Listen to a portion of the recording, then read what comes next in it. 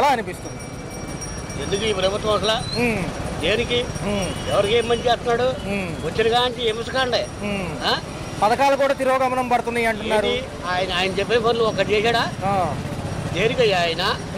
జగన్మోహన్ రెడ్డి చాలా మంచోడు. ఎక్కడ చెప్తున్నాడో ఏం చేస్తున్నాడో మాకు తెలియదు. మాకు అందరికి డబ్బులు ఇస్తున్నాడు. నువ్వు ఎక్కడ చెప్తే మాకేంటి అసలు? ఆయన చేసిన పని మంచి చేశాడా? గత హయాంలో ఆడి ఓట్లు వేపిస్తున్నాడు. పైగా బ్యాలెట్ బాక్సుల్లో కూడా మోసం చేశారు.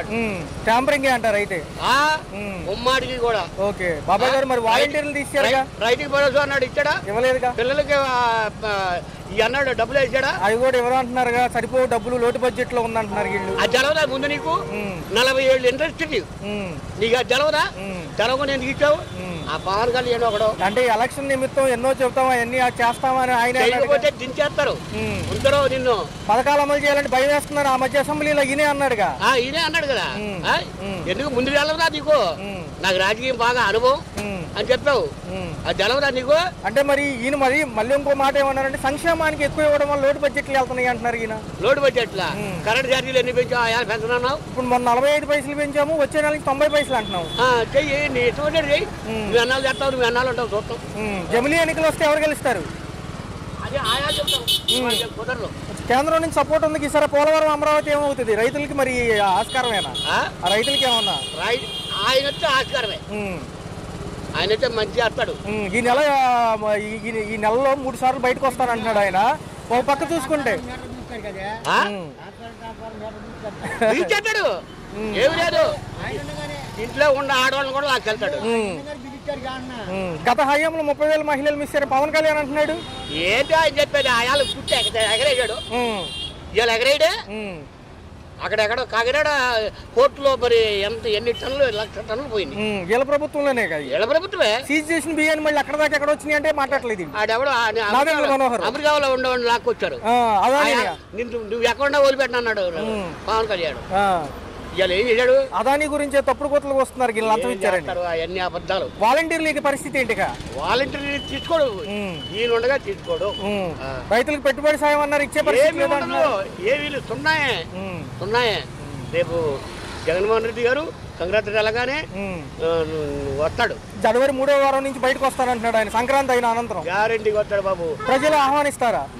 బాగా బాగా. ఇప్పటికే వ్యతిరేకం వచ్చేసింది. ఆరోగ్యశ్రీ పోయింది, పిల్లలకు డబ్బులు పోయి స్కూల్ అంతా నాశనం చేశారంటున్నారు. ఎక్కడ అసలు ఏమన్నా అసలు స్కూల్లో పిల్లలు శుభ్రంగా భోజనం పెడుతున్నారు వాళ్ళు? లేదుగా. ఎందుకు ఇది?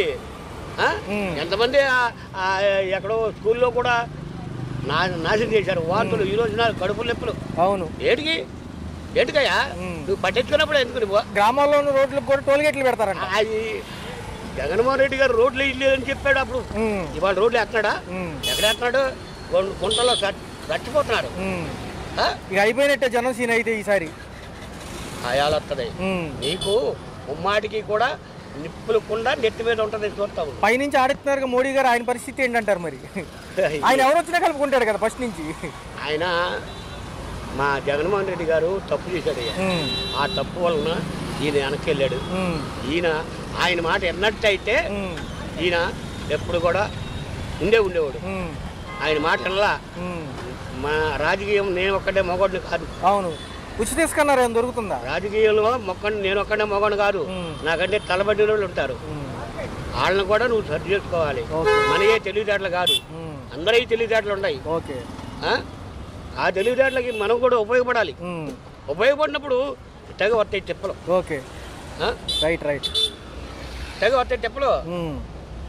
పథకాలు అమలు చేసిన నాయకులు మీకు నచ్చిన వాళ్ళు ఎవరంటే? గట్టిగా పథకాలు బాగా అమలు చేసిన నాయకులు నాయకుడే జగన్మోహన్ రెడ్డి గారు అంటున్నారు. ఎలా అనిపించింది సార్ మీకు? ఏమన్నా బాగుంది 6 నెలలు? ఏం చేసాడు? ఎంతసేపు వాళ్ళ మీద చాడీలు చెప్పలేదు కానీ వీళ్ళు చేసింది ఏం లేదు. జనవరి 3వ వారంలో మాజీ ముఖ్యమంత్రి గారు జనాల్లోకి వస్తానంటున్నారు. ఆయన కూడా ఈ పథకాలన్నీ వెనక్కి వెళ్ళిపోతున్నాయి, తిరోగమనం పడుతున్నాయి అని ఆయన మొన్న అసెంబ్లీ సమావేశాల నిమిత్తం కూడా చెప్పారు. ఏమనిపిస్తుంది సార్? వీళ్ళు చేసేది ఏం లేదు. ఎంతసేపు వాళ్ళ మీద నిందలేయడం తప్ప వీళ్ళు చేసేది ఏం లేదు. ఈ వాలంటీర్ వ్యవస్థ కూడా తీసేసారు సార్. వాళ్ళేమో 5,000 ఇచ్చినా చేస్తామని ఇప్పుడు తీసేస్తున్నారు. వీళ్ళు పెట్టి వాళ్ళు తీసేస్తున్నారు. ఏముంది అక్కడ? ఆయన ఏదో పెట్టాడు అనుకో, వీళ్ళు తీసేస్తున్నారు. మరి ఏంటి సార్ ఈ పక్క రేషన్ బియ్యం పట్టుకోవడం హడావుడి లేదంటే అదాని అంటున్నారు, ఆయన లంచం చేసి అంటున్నారు. మోడీ గారు మరి ఈసారన్నా మనకి అమరావతి పోలవరం నిధులు ఇస్తారంటారు, లేకపోతే పేపర్ ప్రకటనలో మీడియా ప్రకటన వరకేనంటారు? మరి ఎలా సార్ అభివృద్ధి వైపు వెళ్తామంటున్నారు కదా వీళ్ళు, ఈసారి జరుగుతుందంటారు, 4 ఏళ్లలో అయిపోతుంది అమరావతి. ఉద్యోగ కల్పన 30 లక్షలు ఇస్తామంటున్నారు, నమ్మొచ్చు అంటారా? రోడ్ల వ్యవస్థకు కూడా ఏదో గ్రామీణ రోడ్లకు టోల్ గేట్లు అంటున్నారు సార్ కొత్తగా, మళ్ళీ ఈ 100కు 90 పైసలు పెంచే యోచనలో ఉన్నారంటున్నారు. మళ్ళీ ఏది కరెంటు బిల్లులు మొన్న 45 పైసలు పెంచారు ఆల్రెడీ.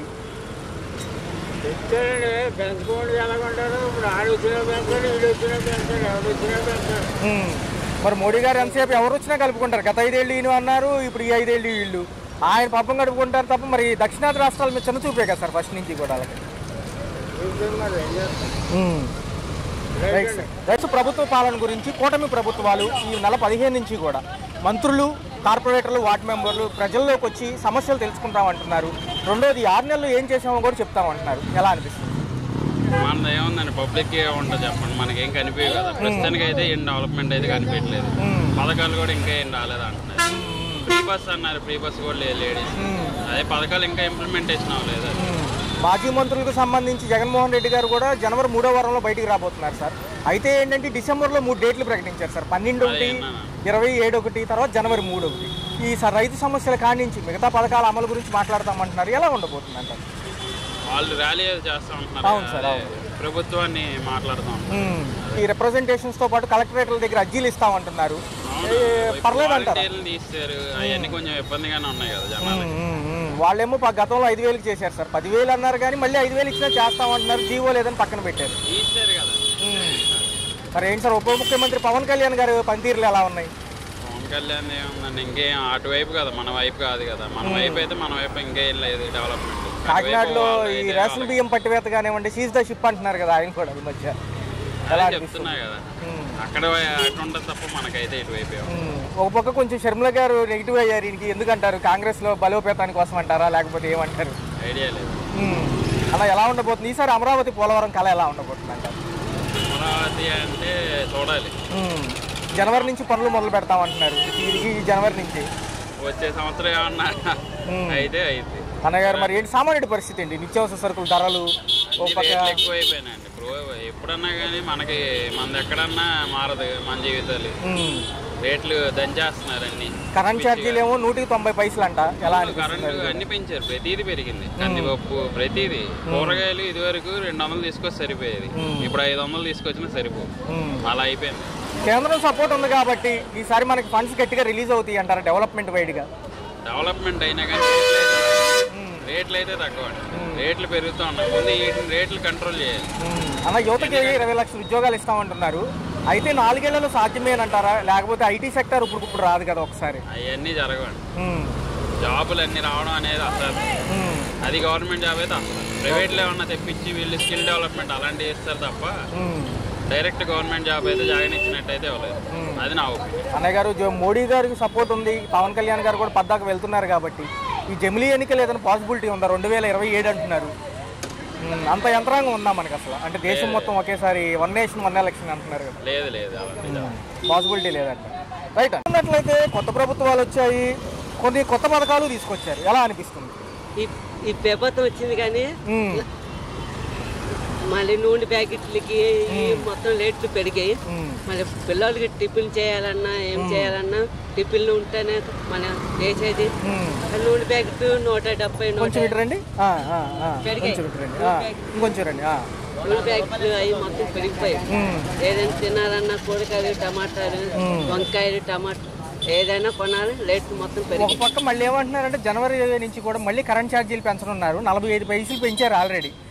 మరి ఇప్పుడు ఎలా అనిపిస్తుంది? భారమే కదా ఇవన్నీ, ఈ మొత్తం పాలమే. ఈ ప్రభుత్వం వచ్చింది కదా, ఈ ప్రభుత్వం ఏం న్యాయం చేయట్లేదు. పనులు ఉన్నాయి ఈ ప్రభుత్వంలో, ఈ టాప్ పనులు మట్టికి లేవండి. ఇసుక తిక్కుతాయి అని చెప్పారు కానీ ఇసుక తగ్గట్లేదు. అంటే ర్యాంపుల దగ్గర ఉచిత ఇసుక బళ్ళు అంటున్నారు కానీ అక్కడ వెళ్ళి తెచ్చుకుంటామే ఇసుక.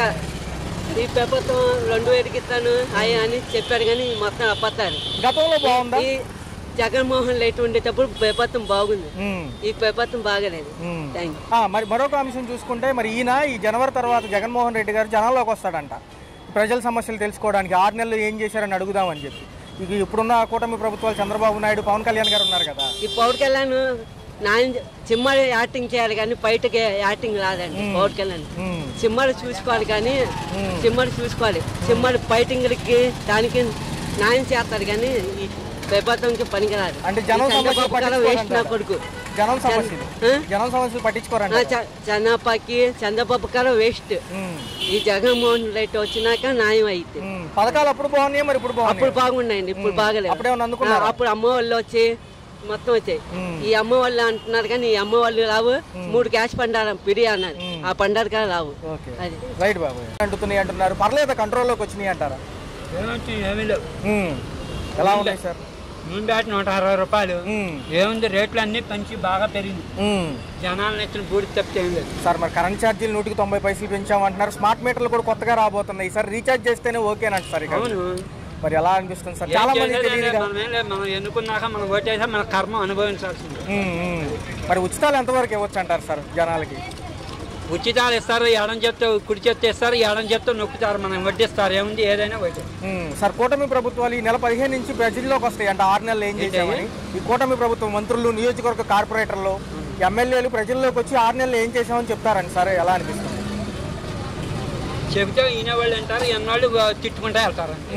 నేనంటే చేసింది ఏం లేదు, కనపట్టలేదు కదా. అదే సార్, ఇప్పుడు ఈ స్కూల్స్ కి సంబంధించి ఫీజు రీఇంబర్స్మెంట్, పిల్లలకి బళ్ళు గురించి, వీటి గురించి ఇవన్నీ కూడా మాజీ ముఖ్యమంత్రి గారు జనవరిలో వస్తానంటున్నారు సార్. ఎలా అనిపిస్తుంది?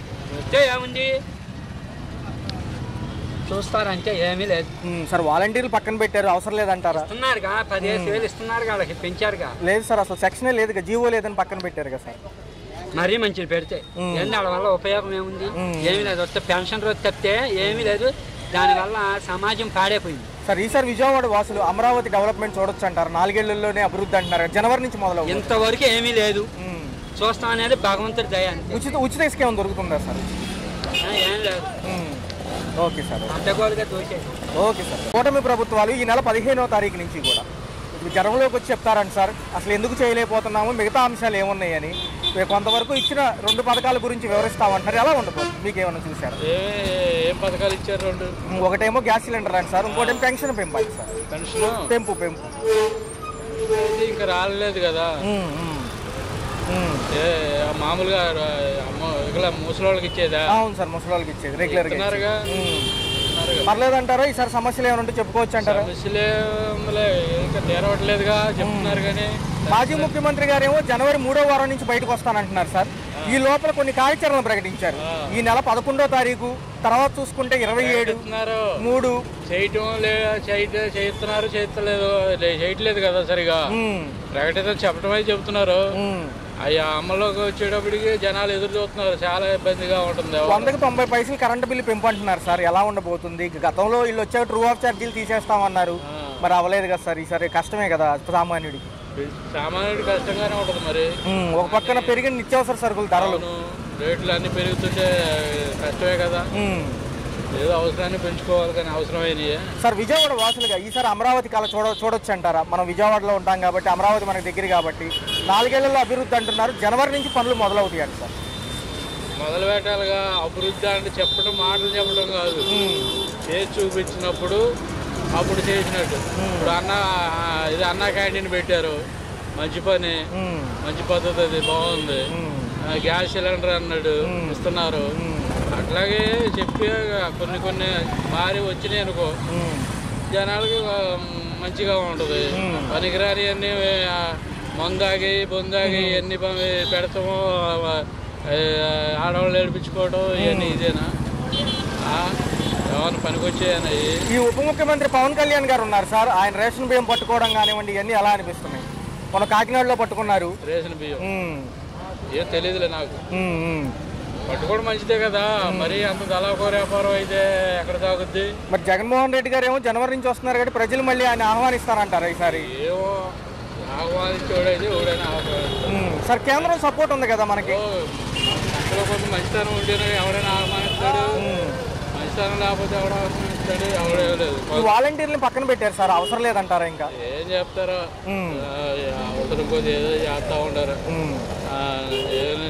కొన్ని 10 మంచి చేస్తే 1-2 మంచి చేస్తే 100 సెట్ చేస్తున్నారు. ఆఖరి క్వశ్చన్ సార్, ఈ కేంద్రం సపోర్ట్ వల్ల మనం అమరావతి పోలవరం చూడగలమా?